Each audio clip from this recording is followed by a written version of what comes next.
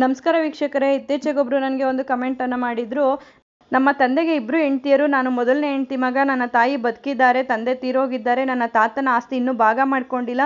ಈಗ ಎರಡನೇ ಹೆಂಡತಿಯ 3 ಮಕ್ಕಳಿದ್ದಾರೆ, ಅವ್ರಿಗೆ ನಾನು ಭಾಗ ಕೊಡಬೇಕಾ ಅಂತ ಹೇಳಿ ಈ ಒಂದು ಪ್ರಶ್ನೆಯನ್ನು ಕೇಳಿದರು.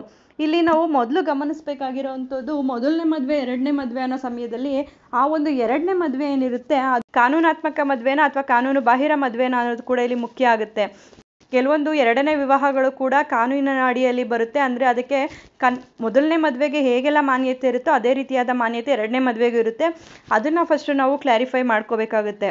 ಈ ವಿಡಿಯೋದಲ್ಲಿ ನಾನು ತಿಳಿಸ್ತಾ ಇರೋದು, ಯಾರೆಲ್ಲ ಒಂದು ಇನ್ವ್ಯಾಲಿಡ್ ಮ್ಯಾರೇಜಿಂದ ಹುಟ್ಟಿರೋಂಥ ಮಕ್ಕಳಿರ್ತಾರೆ, ಸೆಕೆಂಡ್ ಮ್ಯಾರೇಜಲ್ಲಿ ಇನ್ವ್ಯಾಲಿಡ್ ಅಂತ ಅದನ್ನು ಕನ್ಸಿಡರ್ ಮಾಡಿರ್ತಾರೆ, ಅಂಥ ಮ್ಯಾರೇಜಲ್ಲಿ ಹುಟ್ಟಿರೋಂಥ ಮಕ್ಕಳಿಗೆ ತಂದೆಯ ಸ್ವಯಾರ್ಜಿತ ಆಸ್ತಿ ಏನಿರುತ್ತೆ ಅದರಲ್ಲಿ ಸಂಪೂರ್ಣವಾದ ಹಕ್ಕಿರುತ್ತೆ. ಅಂದರೆ ಬೇರೆ ಮಕ್ಕಳಿಗೆಲ್ಲ ಮೊದಲನೇ ಮ್ಯಾರೇಜಲ್ಲಿರೋ ಮಕ್ಕಳಿಗೆ ಹೇಗೆ ಹಕ್ಕಿರುತ್ತೋ ಎರಡನೇ ಮ್ಯಾರೇಜಲ್ಲಿ ಆಗಿರೋಂಥ ಮಕ್ಕಳಿಗೂ ಕೂಡ ಅದೇ ರೀತಿ ಹಕ್ಕಿರುತ್ತೆ. ಅದು ಲೀಗಲ್ ಆಗಿ ಆಗಿರ್ಬೋದು ಅಥವಾ ಇಲ್ಲೀಗಲ್ ಆಗಿ ಆಗಿರ್ಬೋದು, ಯಾವುದೇ ಮ್ಯಾರೇಜ್ ಆದರೂ ಕೂಡ ಅಲ್ಲಿ ಮಕ್ಕಳ ತಪ್ಪೇನೂ ಇಲ್ಲ ಅನ್ನೋದ್ರಿಂದ ಈ ಒಂದು ಹಕ್ಕನ್ನು ಕೊಡುತ್ತೆ.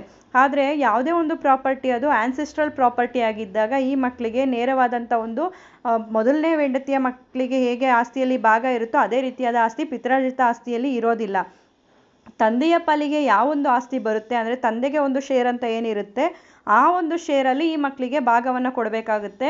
ನೇರವಾಗಿ ಪಿತ್ರಾರ್ಜಿತ ಆಸ್ತಿಯಿಂದ ಈ ಮಕ್ಕಳಿಗೆ ಮೊದಲನೇ ಹೆಂಡತಿ ಮಕ್ಕಳಿಗೆ ಹೇಗೆ ಪಾಲನ್ನು ಕೊಡಲಾಗುತ್ತೋ ಆ ರೀತಿಯಲ್ಲಿ ಕೊಡಲಿಕ್ಕೆ ಬರೋದಿಲ್ಲ. ಅಂದರೆ ಈಗ ಮೊದಲನೇ ಹೆಂಡತಿಗೆ 2 ಮಕ್ಕಳಿರ್ತಾರೆ, ತಂದೆ ಇರ್ತಾರೆ. ಇಲ್ಲಿ ಪಿತ್ರಾರ್ಜಿತ ಆಸ್ತಿಯಲ್ಲಿ ತಂದೆಗೆ ಮತ್ತು ಮಕ್ಕಳಿಗೆ ಭಾಗ ಅಂತ ಸಂದರ್ಭದಲ್ಲಿ ಆ ತಂದೆಯ ಭಾಗ ಏನಿರುತ್ತೆ ಅದರಲ್ಲಿ ಆ ತಂದೆ ಬದುಕಿದಾಗ ಈ ಮಕ್ಕಳಿಗೆ ಯಾವುದೇ ರೀತಿಯಲ್ಲಿ ಗಿಫ್ಟೆಡ್ ಆಗಲಿ ವಿಲ್ ಆಗಲಿ ಏನೇ ಆಗಲಿ ಮಾಡಿಕೊಡ್ಬೋದಾಗಿರುತ್ತೆ. ಅದು ತಂದೆಗೆ ಭಾಗ ಆಗಿ ಬಂದಂಥ ಸ್ವಯಾರ್ಜಿತ ಸ್ವತ್ತಾಗಿದ್ದಾಗ, ಅದು ಆನ್ಸೆಸ್ಟ್ರಲ್ ಪ್ರಾಪರ್ಟಿ ಆಗಿರೂ ಕೂಡ ತಂದೆಗೆ ಬಂದಂಥ ಸಂದರ್ಭದಲ್ಲಿ ಅವರ ಭಾಗಕ್ಕೆ ಅಂತ ಕೊಟ್ಟಾಗ ಅದು ಅವರ ಸ್ವಯಾರ್ಜಿತ ಸ್ವತ್ತಾಗುತ್ತೆ, ಅದನ್ನು ಅವರು ಕೊಡ್ಬೋದಾಗಿರುತ್ತೆ. ಅದೇ ಆ ತಂದೆ ಇಲ್ಲದೇ ಇರೋವಂಥ ಸಂದರ್ಭದಲ್ಲಿ ತಂದೆ ತೀರ್ಕೊಂಡಿದ್ದಾರೆ, ಆನ್ಸೆಸ್ಟ್ರಲ್ ಪ್ರಾಪರ್ಟಿ ಇದೆ ಅಂದಾಗ ಆ ಒಂದು ಪ್ರಾಪರ್ಟಿಯನ್ನು ಭಾಗ ಮಾಡಿದಂಥ ಸಂದರ್ಭದಲ್ಲಿ ತಂದೆಗೆ ಒಂದು ಭಾಗ ಅಂತ ಏನಿರುತ್ತೆ ಆ ಭಾಗದಲ್ಲಿ ಈ ಎಲ್ಲ ಮಕ್ಕಳಿಗೆ ಮೊದಲನೇ ಹೆಂಡತಿ ಮಕ್ಕಳು ಹಾಗೂ ಎರಡನೇ ಹೆಂಡತಿಯ ಮಕ್ಕಳು ಏನಿರ್ತಾರೆ ಎಲ್ರಿಗೂ ಕೂಡ ಭಾಗವನ್ನು ಕೊಡ್ಬೋದಾಗಿರುತ್ತೆ. ಹೊರತು ನೇರವಾಗಿ ಮೊದಲನೇ ಹೆಂಡತಿ ಮಕ್ಕಳಿಗೆ ಹೇಗೆ ಆನ್ಸೆಸ್ಟ್ರಲ್ ಪ್ರಾಪರ್ಟಿಯಿಂದ ಭಾಗ ಬರುತ್ತೆ ಆ ರೀತಿಯಾಗಿ ಕೊಡಲಿಕ್ಕೆ ಬರೋದಿಲ್ಲ. ಇದು ಸುಪ್ರೀಂ ಕೋರ್ಟ್ ಇತ್ತೀಚೆಗೆ ನೀಡಿದಂಥ ತೀರ್ಪಲ್ಲಿ ತಂದೆಯ ಭಾಗಕ್ಕೆ ಬರುವಂಥ ಆಸ್ತಿ ಅದು ಪಿತ್ರಾರ್ಜಿತ ಆಗಿರ್ಬೋದು ಸ್ವಯಾರ್ಜಿತ ಆಗಿರ್ಬೋದು ಅದರಲ್ಲಿ ಮಾತ್ರ ಆ ಮಕ್ಕಳಿಗೆ ಹಕ್ಕಿದೆ. ಆದರೆ ಯಾವುದೇ ಒಂದು ಸಂಪೂರ್ಣ ಪಿತ್ರಾರ್ಜಿತ ಆಸ್ತಿಯಲ್ಲಿ ಈ ಮಕ್ಕಳಿಗೆ ಹಕ್ಕನ್ನು ಕೊಡ್ಲಿಕ್ಕೆ ಬರೋದಿಲ್ಲ ಅಂತೇಳಿ ಸ್ಪಷ್ಟಪಡಿಸಿದೆ. ಈ ಒಂದು ಮಾಹಿತಿ ಉಪಯುಕ್ತ ಆಗಿದೆ ಅಂತ ಭಾವಿಸ್ತೀನಿ. ಮತ್ತಷ್ಟು ಮಾಹಿತಿಗಾಗಿ ನಮ್ಮ ಚಾನಲನ್ನು ಲೈಕ್ ಮಾಡಿ, ಶೇರ್ ಮಾಡಿ. ಹೊಸದಾಗಿ ನೋಡ್ತಾ ಇರೋರು ಸಬ್ಸ್ಕ್ರೈಬ್ ಮಾಡಿಕೊಂಡು ನೋಡಿ.